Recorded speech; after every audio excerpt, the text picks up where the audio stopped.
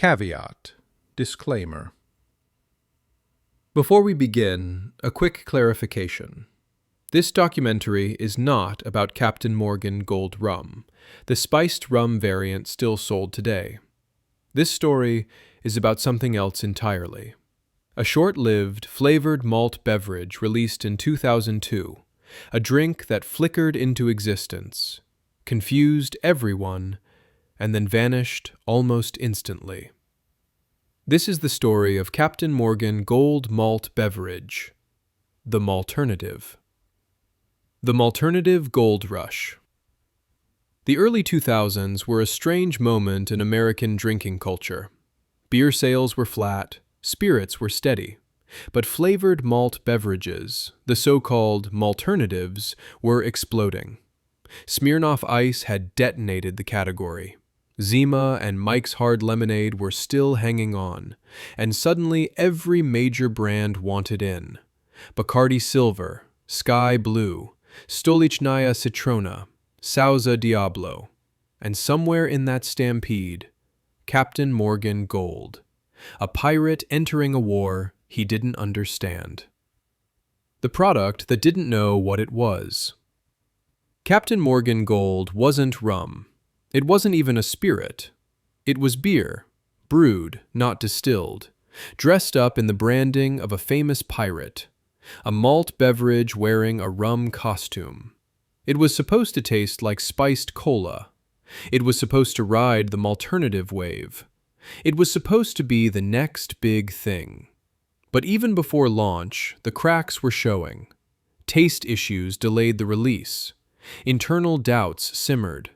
Analysts warned the category was already peaking, and yet, the machine kept moving. The ad campaign, Gold-Washed Confidence. Then came the campaign, a $10.8 million media blitz. Bars plastered with gold-washed posters, television spots dripping with early 2000s swagger. A pirate strutting through a neon nightlife fantasy, promising a drink that would redefine the category. For a moment, a brief, shimmering moment, it looked like Captain Morgan Gold might actually land. The ads were confident, the branding was bold, the energy was undeniable. This was the version of the story where Captain Morgan Gold mattered. Roll the clip.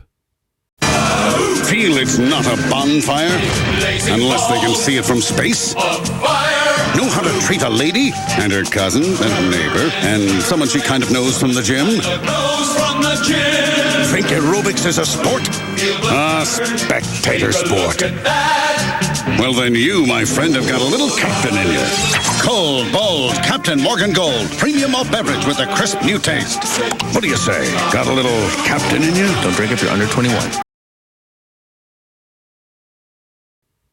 Reality arrives, and the gold turns dull. But the truth was already waiting. The taste still wasn't right. The market was overcrowded. Smirnoff Ice was devouring everything in its path, and the malternative boom was beginning to collapse under its own weight. Captain Morgan Gold hit shelves and barely made a ripple. By October 2002, just months after launch, Diageo pulled the plug. No farewell tour, no rebrand, no second chance. Just silence. Captain Morgan Gold became the first major casualty of the malternative purge. The alternate timeline. What if they got it right? But here's the question that lingers, the velvet tremor question. What if they got it right? What if the formula had landed? What if the launch hadn't been rushed? What if the market hadn't already begun collapsing? What if Captain Morgan Gold had been the anomaly, the one malternative that survived the purge?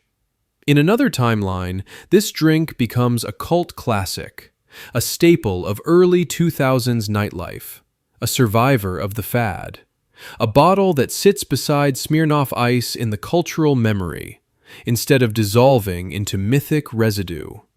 But that's not the world we got. The gold that didn't shine.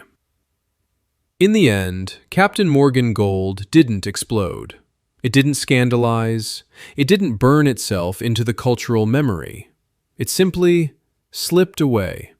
A product born from hype, undone by confusion, and erased with corporate efficiency. A drink that was almost something. Almost bold. Almost iconic. Almost the survivor of a collapsing category. Instead, it became a ghost. A relic from a timeline we never lived in.